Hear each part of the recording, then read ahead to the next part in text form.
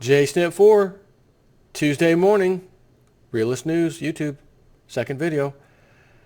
For any of my peoples that are a part of a union, I apologize in advance because I do love you. I really do. But some things got to be said about the unions. And an interesting article from Zero Hedge about union servitude ending in Kentucky as the state kills prevailing wages and passes right to work. Now, let me just tell you, in case no one knows about this, which you probably do, but anyways, unions like to make deals with politicians, kind of like a lobbyist or any other group. They get money somehow and then funnel it back to the politician. Thanks for hooking us up. Have a nice day. Kind of like how they set these pensions up. People living in a city, average wage is $30,000 a year. This guy gets to retire at $250,000. He's playing at the finest golf courses, those kind of deals. Unions are no different. The union leaders do the same thing.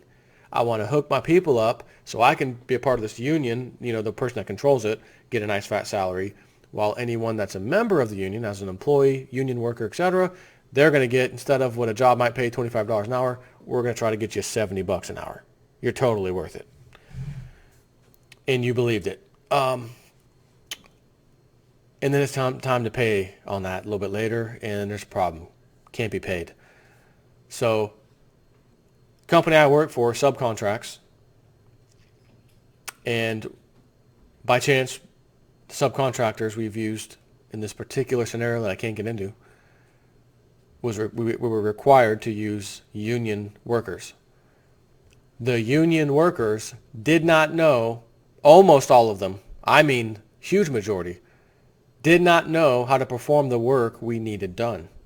Yet should be, because you are a union worker in this exact industry that we deal with. Why do you not know that? Well, we know the old stuff. This is the newer stuff. Newer stuff, it's been around for 10 plus years. I mean newer. So we trained the union employees. On the phone, oh, you're there now on site? Okay, well, do this, do that, Now we've trained them up. Do we get any extra for that? No, sir. No. But they got their union paycheck. So, not quite, again, don't feel too, don't hate me too much, I should say, for not caring that some of these unions get shut down, like the one you're about to hear about. Okay? I want to give you that little story because that's a true story. And if I'm paying $70 an hour for something that should cost $20, $25 an hour, don't you even think I'm going to be training you how to do it. That's one story. That's the only one I'm going to give you right now. This is different, but I'm sure similar type of things. Not necessarily the training part, but the part where we want massive money. We were promised, and the state says, we don't have massive money. Whoever worked that little union deal with you, they're already long gone. They've already retired. They've already collected their checks, pensions, everything else. They're gone. We get left with the bill, and we have to deal with this, and I'm sorry we're shutting you down. Sorry about that. You're going to go back on normal hourly wage. So, union servitude ends in Kentucky. The state kills prevailing wages, passes right to work law. In a major setback for organized labor, Kentucky passed right to work legislation and repealed the state's prevailing wage law. By the way, you see how that works? It's my such and such, and I need it now. It's promised to me. It's law. I'll get it. Nope, they just passed a law undoing the previous law. Have a nice day. You didn't even know. It just happened overnight. You woke up. It just happened. Now what? Bet you wish you had some precious metals. I can tell you that much. Organized labor suffered its first major legislative setback due to the 2016 elections on Saturday, when Kentucky Republicans gave final approval to right-to-work legislation and repealed the state's prevailing wage law. Both bills are expected to be signed into law by the government and will take effect immediately. Labor leaders were equally troubled by the legislature's move to gut the state's prevailing wage law. Such laws require that employers pay certain minimum wages, not the minimum wage, but, $70 an hour minimum, on work funded by public money. Backers of the laws say they help make sure companies accepting taxpayer dollars don't drive down wages and working conditions. Opponents argue they inflate the cost of public works projects, which the taxpayers have to fund. I wonder which one it is. I'm going with the second one. You inflate the price because you got to pay your guys $70 an hour, which means companies got to get paid too. Unions got to get paid. Everybody's got to get paid.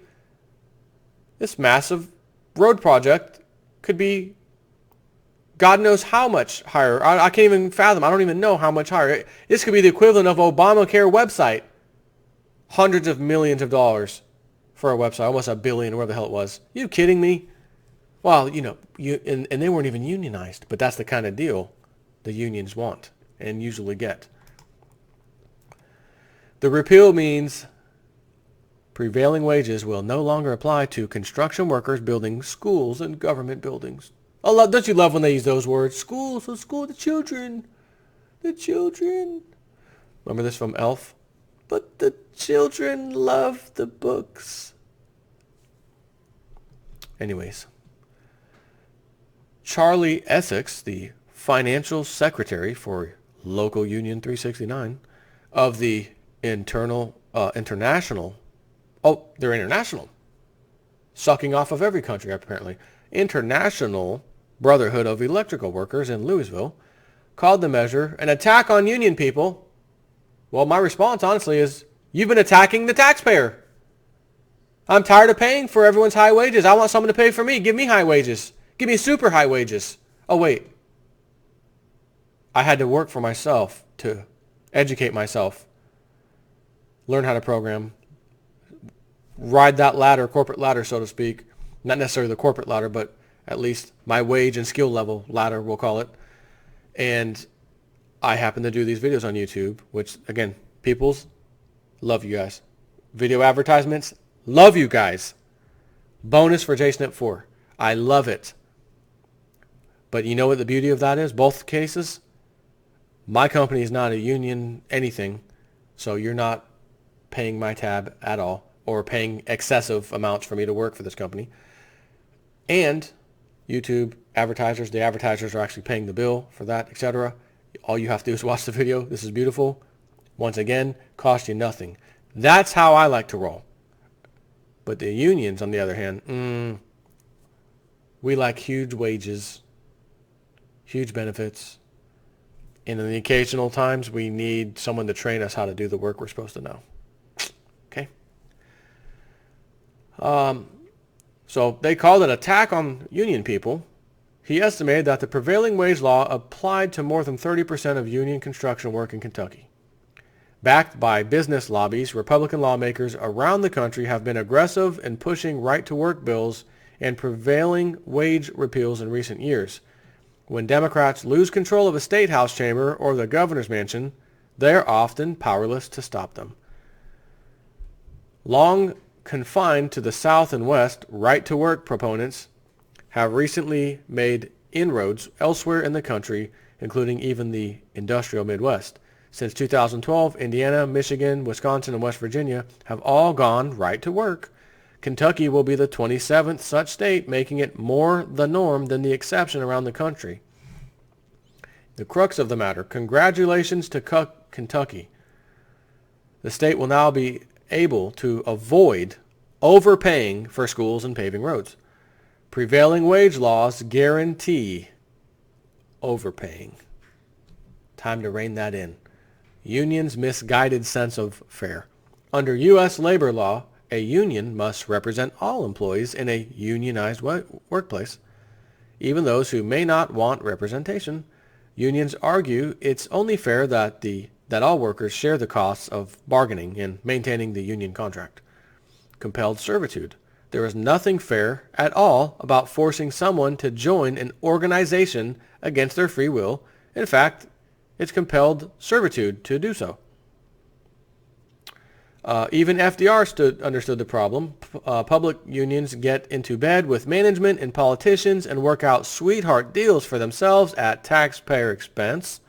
No one looks out for the taxpayer. Even FDR understood the problem.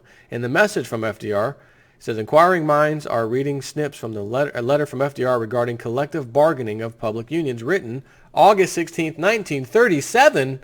Whoa. All government employees should realize that the process of collective bargaining, as usually understood, cannot be transplanted into the public service. It has its distinct and insurmountable limitations when applied to public personnel management. The very nature and purposes of government make it impossible for administrative officials to represent fully or to bind the employer in mutual discussions with government employee organizations. Particularly, I want to emphasize my conviction that militant tactics have no place in the functions of any organization of government employees. A strike of public employees manifests nonetheless than an intent on their part to prevent or obstruct the operations of government until their demands are satisfied. Such action, looking toward the paralysis of government by those who have sworn to support it, is unthinkable and intolerable, he said. Union extortion. Here are a couple of YouTube videos to consider showing typical public union thug tactics. Give up the bucks. I would like to switch over really quickly and just give you a little show of this one.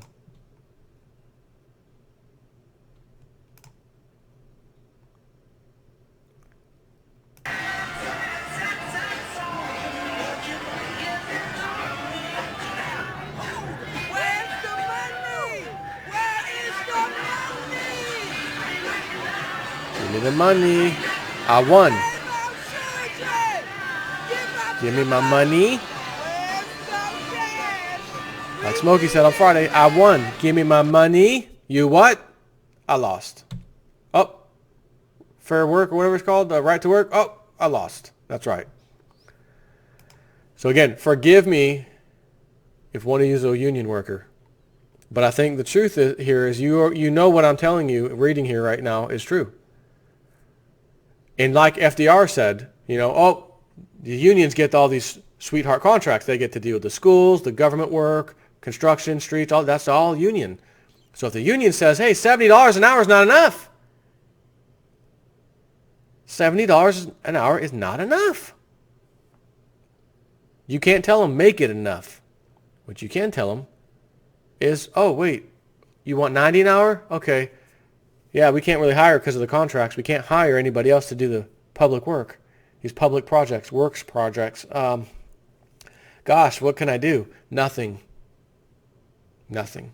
You either put all projects on hold until they're done striking, which you can't because there's stuff you got to get done. The school season's coming up. We got to get. So what happens? Well, we got to cave in. Give them $90 an hour.